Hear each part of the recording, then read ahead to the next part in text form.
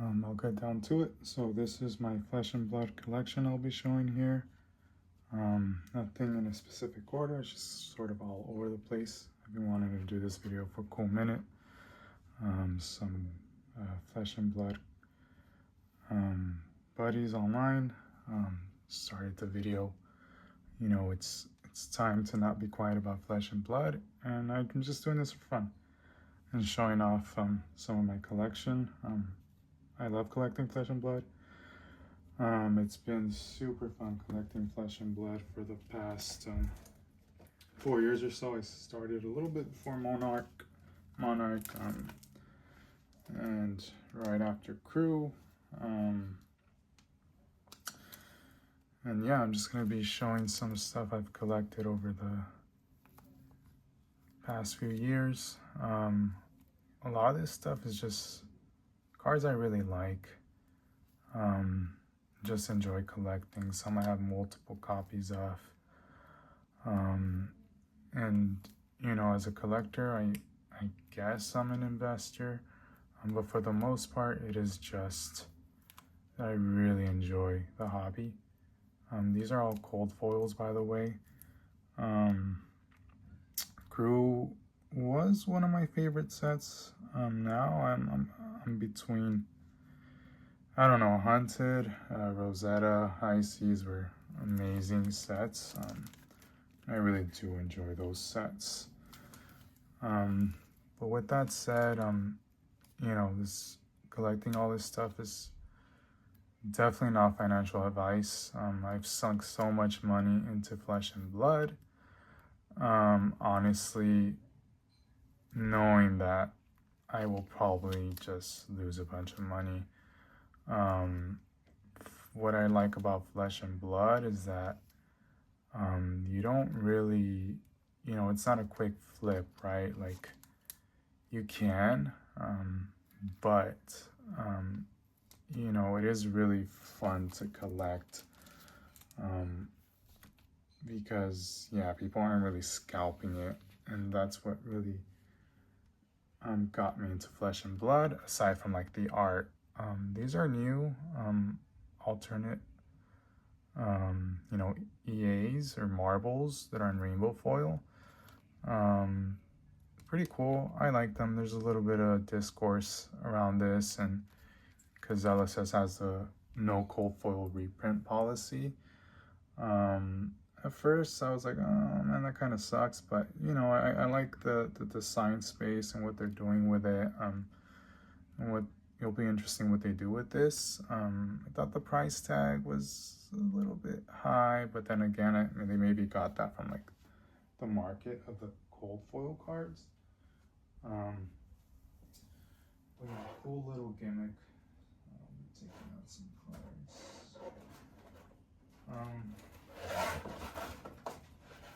I don't play Flesh and Blood. It's not that I don't want to, it's just I don't have the time to a lot of the times, just because of life commitments. But I used to collect Pokemon, and then just said, and then I discovered basically Flesh and Blood through Alpha Investments. These cards are beautiful. And yeah, I just didn't look back. I just really enjoy the art, and I obviously the gameplay. There's a lot of good things said about the game in general, and I'm sure the game is amazing. But I just absolutely think the art is amazing. This is not cold foil. I really want the cold foil version. It's just rainbow foil. And just enjoy collecting it. You know, and I know there's a lot of discourse all the time in games, you know. I think especially like I guess in a lot of the games, but in Flesh and Blood, you know, the argument between, you know, players and collectors, you know, and I think it's good to have both, obviously. And I really like the way LSS is handling their IP in general. And you know, reprinting staples slowly. I think they're being careful, I guess. You know, they're being a little bit careful with reprints, which is I think fine, you know, especially players. You know, a lot of people want the game to grow, but at the same time, Flesh and Blood is a niche IP, in my opinion. Beautiful card. And they do need to be careful how they approach it. And while at the same time, I do think a lot of staples need to become more accessible, right? I do think that's necessary, you know, non-foil reprints, that's fine. But then again, you know, a lot of the cards, you know, once you get them, and you don't have to be buying, you know, multiple copies, right? Some cards you only need one, especially equipment. You know, Codex Frailty is actually a pretty good example where we saw this card being 100 plus for a non-foil, and now they're readily available for like 30 bucks, right? I think that was handled really well. And I think, you know, they're doing a good job of not reprinting to the ground. With that said, I do buy a lot of singles, but I've opened a lot of Flesh and Blood. I've opened, you know, 100 plus boxes of Flesh and Blood, which is a lot. So yeah, again, you could say I'm an investor, but I've, you know, definitely negative if I were to put a graph to it. A lot, you know, I bought during the craze of Mon 1 and got burnt. These angels are awesome. Love them. Got burnt pretty bad. Let me flip these. The back artwork is amazing, but I really like the front. Got burnt really bad. But again, I just kept collecting it because I just think, again, I just love the artwork. The angels are some of my favorite in the game. Just amazing. I'm just flipping through it quickly, just to show, you know, some cards I have. I do have some binders as well, as part of the collection. But again, I have some graded cards I'll also show. Just to show that, you know, as a collector, I do collect a little bit of every set. Just what I like. You know, there's some sets I don't have a lot of, and some sets I have more of. You know, obviously these angels, you can see I have multiple copies. I just really like them. And just focus on collecting slowly, right? Sometimes I'll go months without buying anything, and sometimes I'll buy a whole bunch, right? High Seas, I opened 40 plus boxes. You know, I haven't bought anything since then. No singles at all. I'm not going to be opening this card is pretty amazing. I actually opened this one myself too. The new set, Mastery Guardian pack. You know, I just don't, it's non-foil. Not super interested in it. I'll probably buy singles, but yeah, I do want to open it, but you know, I'm just kind of waiting a bit.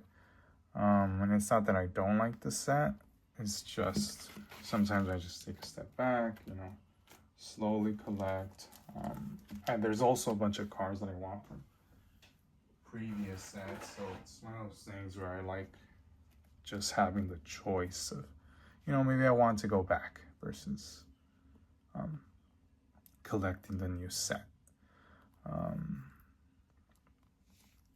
Or just get multiple copies of a certain card I really like. But yeah, this card game is definitely unique. I think that it is, I wouldn't say overlooked, but it's definitely not, you know, this random sleeve. It's just rainbow foil. I just think it's a clean card. it just doesn't have a lot of eyes on it. You know, like the big three, you know, Yu-Gi-Oh, Pokemon, and Magic the Gathering. And I just think it has a lot of potential. At the same time, who knows, it may stay niche, but I just want to, yeah, the point of this video is just to kind of, you know, show that you can have fun collecting this game. You don't have to go for like the more expensive pieces, which I'll show a few of, but it's really is like a process to it. Here are some of my graded cards. Probably some of the more expensive cards here. Here we'll see 9-5, Nitro, PSA 10, Shock Charmers. I really love this artwork. One of my favorites. This was honestly, Mask of Momentum was like my grail card. I never thought I would ever get one of these, because when I started, this was like 3K, maybe more. It dropped, right? More than 50%. I was able to get this one for 1,100. That to me is already like, yeah, I mean, I guess I can get like Cold Foil Fables, like Cold Foil Heart of Yandel. I have Phidia is probably like my next goal, but this is a card I wanted when I first started collecting. Some other cool stuff. Sorry if quality isn't great. I'm literally doing this on my phone. Yeah, just, you know, some of this stuff isn't as expensive. Again, this kind of stuff I like to collect. Some more cards.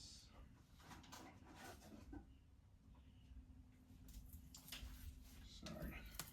Some pretty cool stuff. Some cool foil slabs. This one's actually Cold Foil Storm Striders, 9. Pretty awesome. One of my favorite cards too. So yeah, I think Storm Striders and it's the only Cold Foil Legendary I have from ARC. Same thing, Mask of Momentum is the only Cold Foil Legendary I have from WTR. Cold Foil Crown of Providence. Another Cold Foil Shock Charmers. I thought it was clean. Nope, it got a 9. So some other cool stuff. Beautiful art on this. Just really like the art. And okay, I'm starting to make a mess here. Yeah, I think you know, hopefully somebody watches this and says, "Oh, this is pretty cool."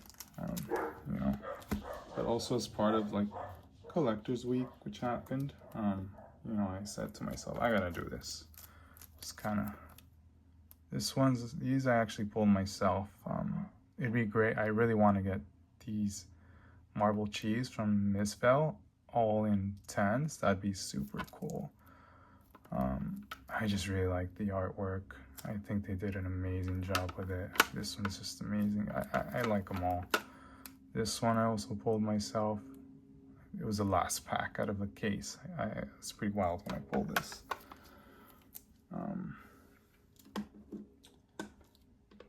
But yeah, I mean, if you want to check out Flesh and Blood, I do highly suggest it.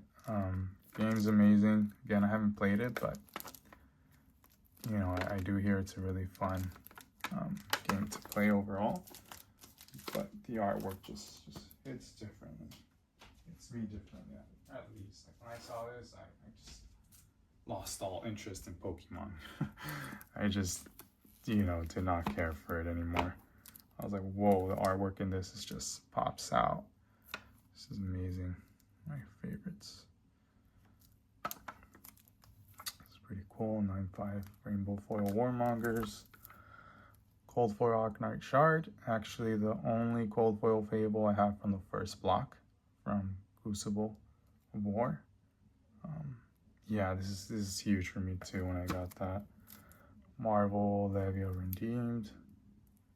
Pretty cool card. Actually, really like that one too.